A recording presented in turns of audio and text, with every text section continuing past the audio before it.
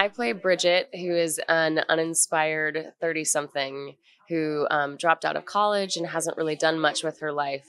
And the plot of the movie is that Bridget gets hired as a nanny to a really obstinate 6-year-old at the beginning of the summer, right at the same time that Bridget finds out that she's pregnant with an unexpected and unwanted pregnancy.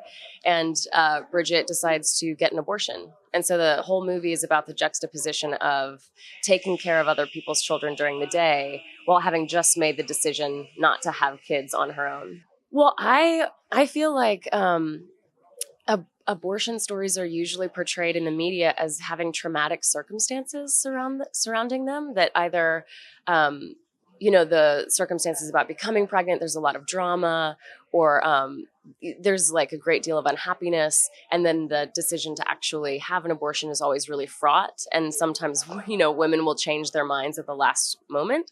And I wanted to portray something where the woman, as soon as she knows that she's pregnant, decides to get an abortion and never wavers on that. And then also, I just think there's a real reticence to portray women's bodies in a realistic way. Like, you look at tampon commercials or maxi pad commercials, and the liquid that they have is blue. And it's a major part of life, especially, for everybody. Nobody's here without women having periods.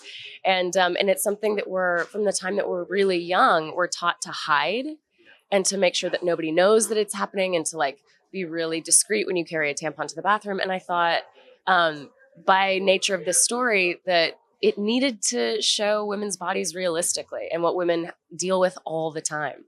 It's so crazy because this is my first feature screenplay. I've kind of had ideas in the past for maybe a short here and there, but I've never ever finished them. I've never followed anything through. And then this was the first time that I wrote the first few pages, and I handed it to Alex Thompson, who is the incredible director of this film. And he was like, "You should finish this." And I just decided to finish, and we shot it really quickly. That was in January of 2018 that I started writing it.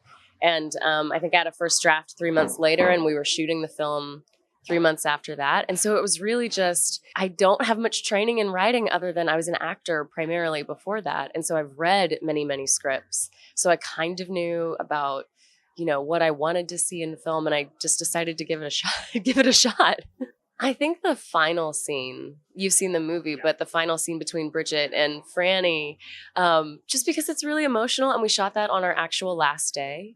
And so I knew it was the last time that I was going to be seeing Ramona for a while. And we'd spent this month together filming, and I'd truly grown to love Ramona. She's such a cool kid.